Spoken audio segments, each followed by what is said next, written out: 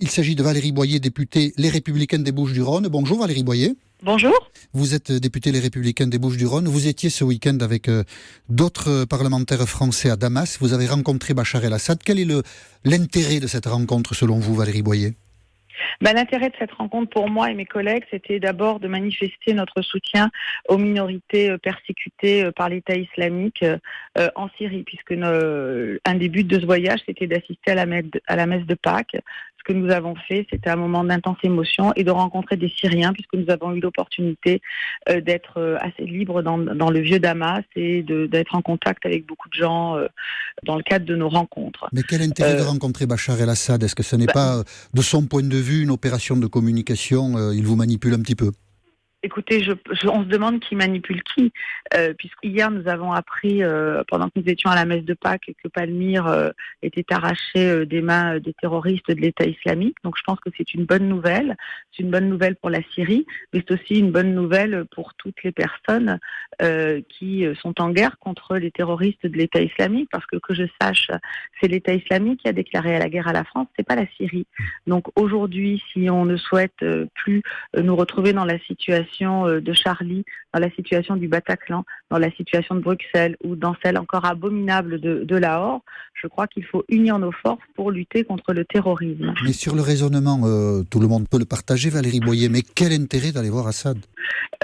Moi, je vois pas plus l'intérêt Je comprends pas que vous me posiez cette question. Alors, je vais la préciser, si vous voulez bien. Au moment où Jean-Marc Ayrault remet la Légion d'honneur au ministre de l'Intérieur de l'Arabie Saoudite. Oh, oui, ça. Au moment... C'est pas la meilleure chose qu'a fait Jean-Marc Ayrault, ça, on peut vous l'accorder. Oui, hein. Au moment où on se soumet à l'odieux chantage des Turcs sur la crise des migrants, eux-mêmes complices quand même de l'État islamique, qui laissent passer des djihadistes, qui achètent du pétrole à l'État islamique. Donc, moi, ce que je crois aujourd'hui, c'est qu'il est temps de revoir nos alliances. Nous ne sommes pas dupes de la situation. Mais aujourd'hui, ce que je regarde, c'est l'intérêt de la France. Je vais préciser la question que vous n'avez pas comprise, Valérie Boyer. Vous dites que Bachar el-Assad est le chef de la Syrie. Bachar el-Assad est aussi le dirigeant qui fait jeter des barils de TNT sur des populations civiles. Donc des Syriens innocents, des femmes, des enfants. Donc c'est un criminel de guerre, Bachar el-Assad. Et c'est pour ça que je vous posais la question. Quel intérêt de rencontrer Bachar el-Assad ? Criminel de guerre. C'est un criminel de guerre, mais c'est un criminel de guerre comme les princes d'Arabie Saoudite. C'est un criminel de guerre comme Erdogan qui bombarde les Kurdes en nous faisant croire qu'il lutte contre le terrorisme islamique. Donc je crois qu'il est temps de revoir nos alliances. Il est possible et même probable que Bachar el-Assad gagne cette guerre avec l'appui des Russes. Puisque vous l'avez vu, Valérie Boyer, comment avez-vous trouvé Bachar el-Assad ? Dans quel état psychologique l'avez-vous trouvé ?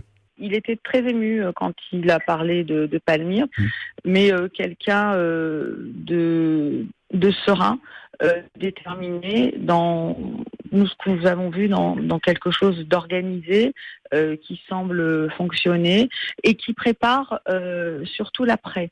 Et notamment, il nous a parlé de tout ce qu'il comptait mettre en place pour l'après, pour préserver le multiculturalisme qui est propre à la Syrie. Et il nous a parlé de ce qu'il comptait faire ensuite dans ce qu'il appelle la réconciliation, qui aura lieu une fois que cette guerre sera terminée. Des élections, il pourrait quitter le pouvoir. Il vous a dit des choses de ce genre ? Les élections ont lieu dans 3 semaines. Oui, il a dit. On ne peut pas imaginer des élections très crédibles dans 3 semaines en Syrie. On ne peut pas non plus reprocher à un pays d'essayer de faire des élections.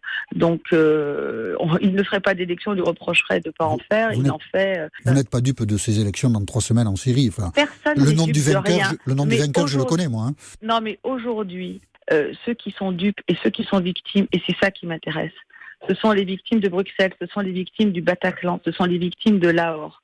Et on voit que quand on lutte vraiment contre l'État islamique, eh bien, il recule.